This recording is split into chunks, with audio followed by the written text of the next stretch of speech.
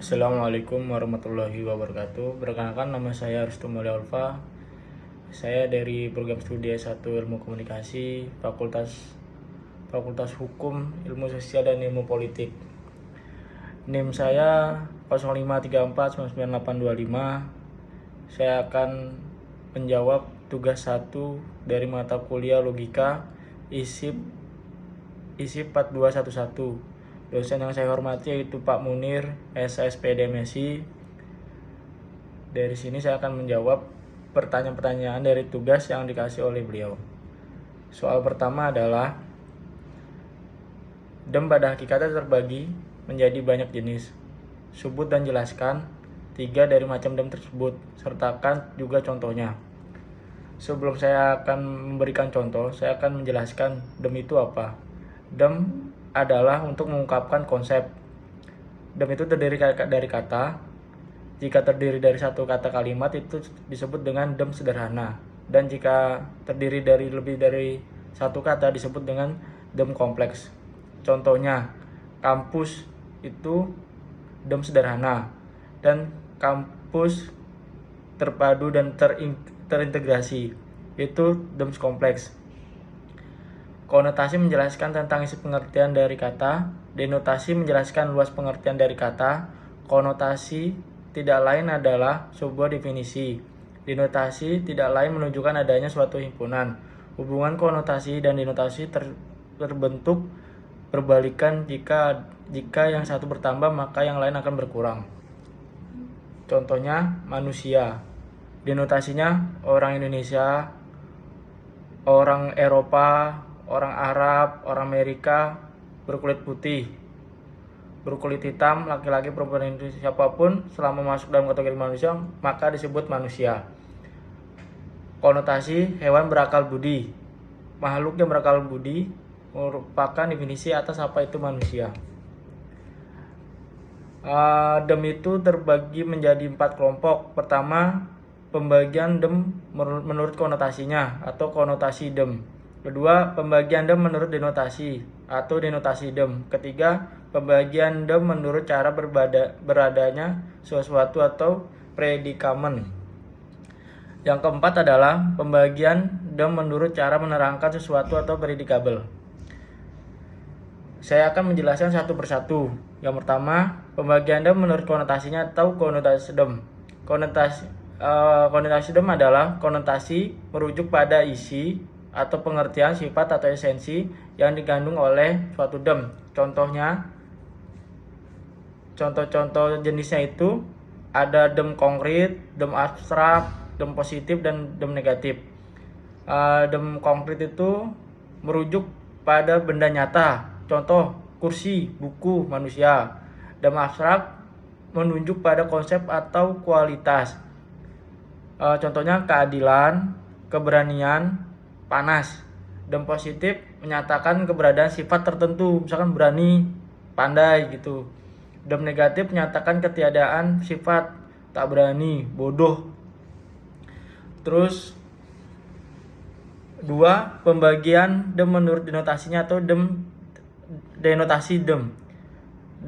Dem adalah denotasi berkaitan dengan cakupan atau jumlah objek yang dirujuk pada suatu dem. Contoh-contoh jenisnya itu ada dem universal, dem partikular, dem singular. Dem universal itu berlaku untuk seluruh anggota kelas, semua manusia, semua hewan, semua benda.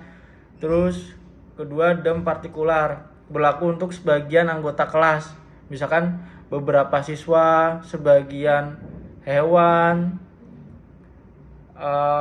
Kemudian dem singular menunjuk hanya satu objek, Presiden Indonesia, Gunung Merapi.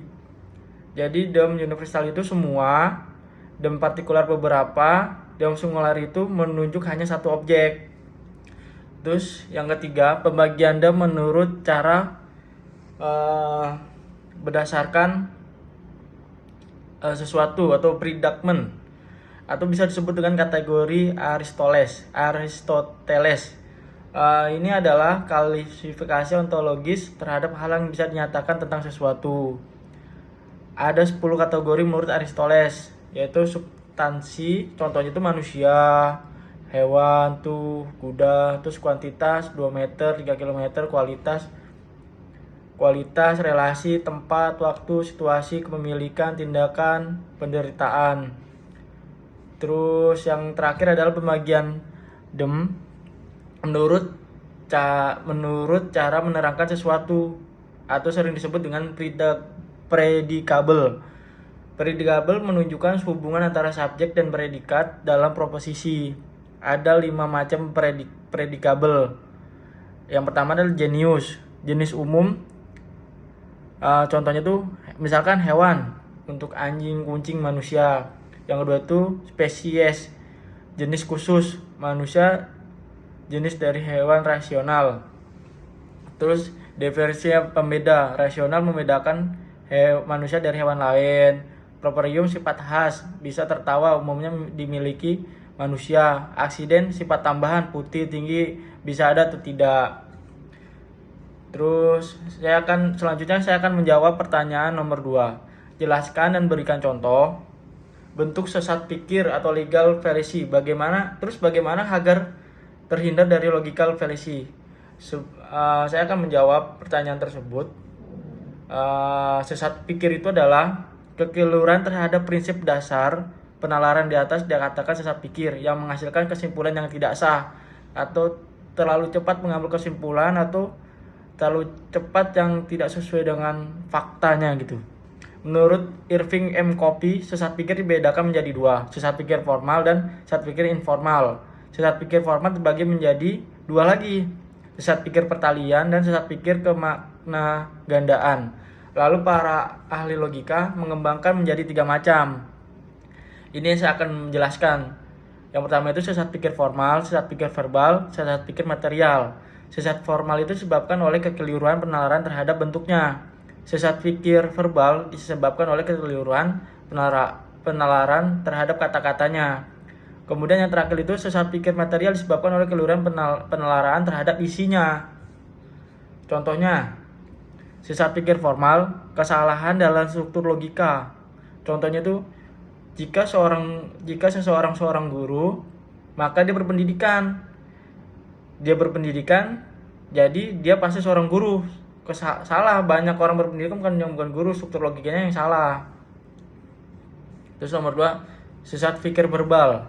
Contoh, hukum tidak mengizinkan tindakan tidak adil.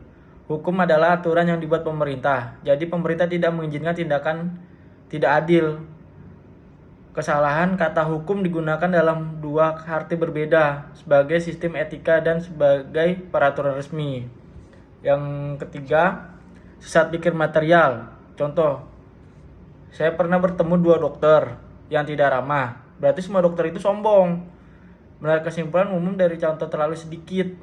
Berarti belum tentu semua dokter terlalu cepat menarik kesimpulan. Padahal yang dikategorikan hanya 2 dokter, tapi menarik kesimpulan semua dokter itu sombong. Padahal tidak seperti itu. Itu sesat pikir material. Terus bagaimana agar terhindar dari logical fallacy? Saya sini akan memberikan 5 bagaimana terhindar dari logical fallacy itu. Yang pertama adalah pahami jenis-jenis sesat pikir. Kedua, latihan berpikir kritis dan logis. 3, jangan terbaru-baru menarik kesimpulan. Keempat, pisahkan antara orang dan argumennya. Dan mintalah umpan balik atau feedback. Jadi agar terhindar dari logical fallacy itu paling simpel adalah jangan terlalu menarik kesimpulan terlalu cepat, terburu-buru, agar terhindar dari logical fallacy. Mungkin itu saja yang saya dapat menjawab tugas 1 ini. Semoga apa yang saya berikan itu bermanfaat. Cukup dan sekian dan terima kasih. Wabillahi taufiq wal hidayah. Wassalamualaikum warahmatullahi wabarakatuh.